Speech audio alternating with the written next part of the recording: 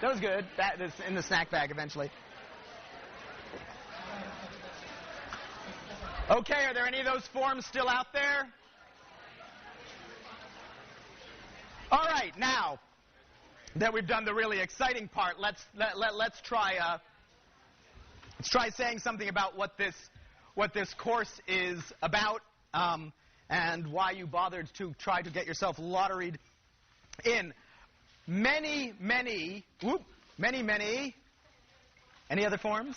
Last chance? Many MIT courses are of the form. When you go to the first class, you get the syllabus, you look at the list of topics, you say, I don't know anything about these topics, but I sure hope that by the end of the course I know something about these topics.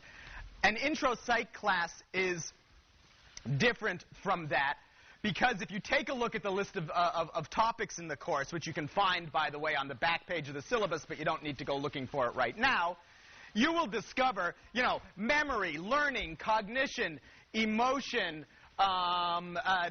personality, intelligence, a whole set of topics that you already have some notion about.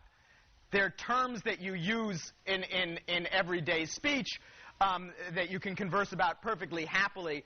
The job of this course is to dig behind what you would know in what's known as folk psychology. Folk psychology is a term coined in the 19th century to refer to the psychology that folk know, as opposed to the psychology that one would learn in the academy, like you are here. What we used to say, actually, when the term was defined for me in graduate school, I think somebody said, folk psychology, that's the psychology that your grandmother knows. That doesn't work so well because your grandmother may well have a PhD in psychology these days. Folk psychology is the psychology that you would know without bothering to take a course like that. Like the psychology you just pick up on the street. This course is designed to go beyond that. Well, yeah, let me dig up an example. Let me close the door. And so let's as an example, I could assert. Oh, let's see. I need a person. Well, this is why one sits in the front row. You're a person. That's very good. What's your name? Hi, I'm Mark. You're Mark. Okay. Who is that woman sitting next to you? Laura. This is Laura. Okay. I could say that Mark loves Laura. It may or may not be true. For all I know, it is true. This is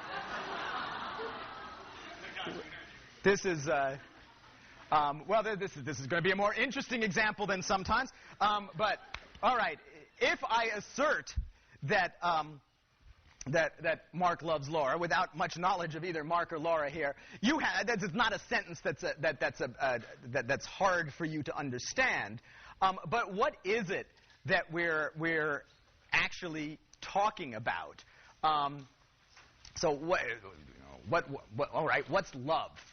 I think, I didn't check. I was going to check this morning, but I didn't check. I think that probably the line you would get in a dictionary would assert that love is an emotion, and then it would go on to describe what kind of an emotion is. But it's an odd emotion if it is an emotion.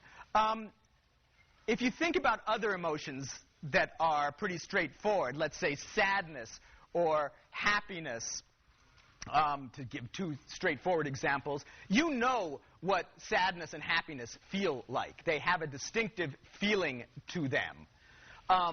There is a distinctive feeling to being in love. There's no doubt that there's a feeling aspect. It's actually an interesting question why we use the same word feeling to talk about feeling in love and feeling the table. What is it? What's the commonality there? But the feeling of being in love is not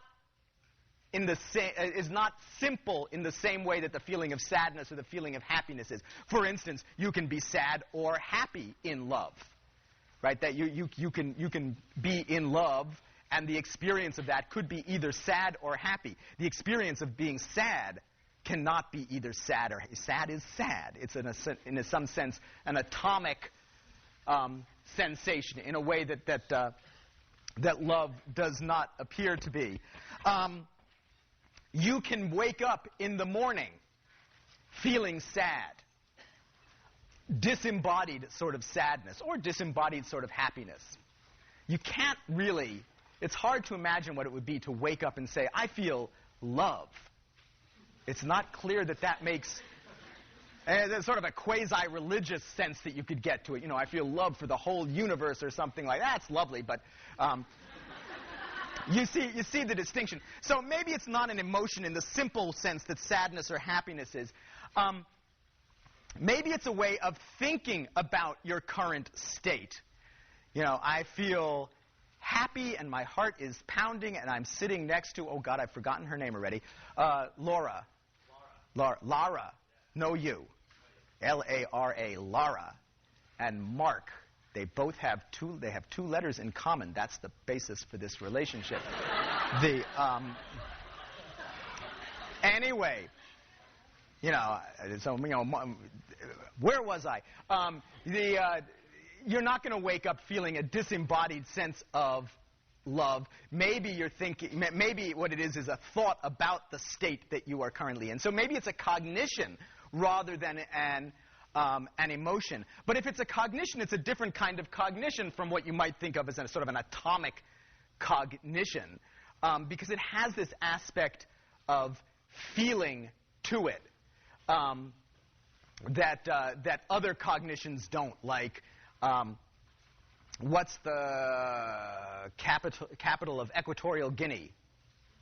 I have no idea, but it's a thought that I can think about that fact. It doesn't carry with it any deep feeling unless it turns out to be a question on the final exam. But you can have thoughts that aren't colored in this emotional kind of a way. So it's not a simple cognition.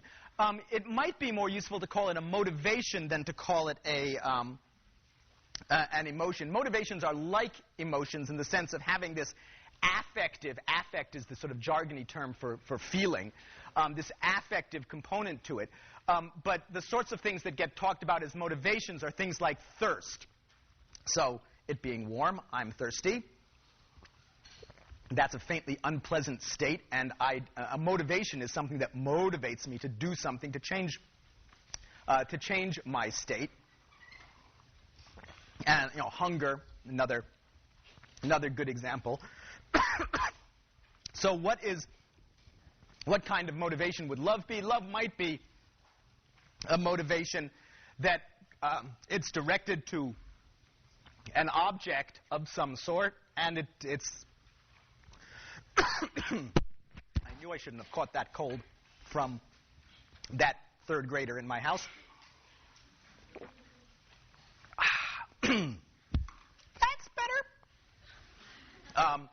It's a motivation that, if love is a motivation, what it's motivating you to do is to perhaps get closer to possess the object of desire. Now, Mark and Lara are busy sitting there saying, oh boy, that doesn't sound so good. But love, of course, can be used not just in the Mark and Lara sense, but, you can love your laptop or something like that and have...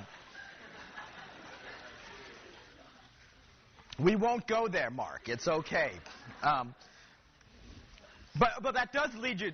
Those are two clearly sort of different senses of love, or at least your chortling suggests that you think of them in different senses. You might ask what love is for. If thirst is a motivation, it's because you need liquid in order to be alive, right? And you don't drink stuff, you're going to be dead. What's love for? Well, the usual answers to that these days in psychology would come out of the chunk of psychology that's called evolutionary psychology, that sees these core motivations, if you like, as things that evolved over the history of the species and of life in general to serve useful purposes for the organism.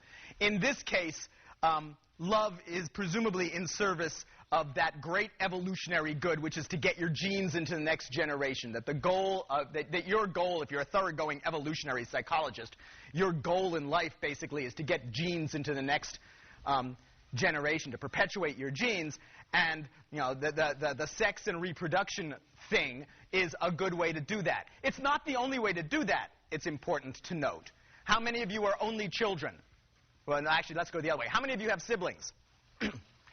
Okay, one way for you to gain this sort of evolutionary immortality of getting your genes into the next generation is to be a really good aunt or uncle, right? You protect and preserve that little niece or nephew of yours, and they're carrying a bundle of your genes too. So it's not that having and raising children is the only evolutionary route to the future, but it is a good one, and the love business would seem to be related to that. But it's not necessary. If you think about it, well, all right, spiders. Let's think of spiders. Spiders, the reproduction thing works fine with spiders. It's not clear how much love and romance there is involved here. It's not clear for a couple of reasons. One of them is it's very unclear what's going on in the mind of an animal in general. You just don't have any access. In fact, or at least you have only the barest of sort of inferential access. In fact, I don't have any access to what's going on inside your mind. It is an assumption on my part that you guys have mental lives like mine. You could be what the philosophers, in philosopher jargon, you could all be zombies, which if you're doing philosophy means you're things that look human, behave like they're human, but aren't human because there's nothing happening in there. There's no... you could be cunningly designed machines. I don't know that, but it's a useful assumption that your mental life and my mental life is similar. It is not a terribly useful assumption that my mental life and a spider's mental life are similar. And in any case, if you look at spider behavior, it doesn't look much like romantic love. I mean, the guy spends most of his time trying to avoid being killed by the female spider, who is typically much bigger. He does a variety of courtship sorts. We'll talk about this later in the term, but I cannot resist. There are a variety of spider species where the spider does engage in a lot of courtship behavior. The male spider, he brings her presents, like he brings her a dead fly. The reason he brings her a dead fly is if she's busy chowing down on the dead fly, she doesn't bite his little head off. And it's not desperately romantic. But in any case, it does work perfectly well for reproduction. It suggests that there might be, even when you're talking about love between potential mates, that there might be a distinction to be made between love and lust or some sort of sex drive or something like that. There is evidence at a neurochemical level that these are distinct. The chemical pathways in the brain that are involved in romantic love seem to be those that are also involved in parent-child bonds of attachment. They involve chemicals like, your brain generates opioid chemicals, which are like opium, which is why opium is a powerful drug when taken externally, taken from the outside. But in any case, the bonds of love involve those chemicals. The bonds of lust involve things like testosterone and other androgens and estrogens that they may have talked about at endless length in high school biology or something of that sort. But there's evidence that these are separate. How did they come together? Well, evolutionary psychologists suggest that the link might be that if you bring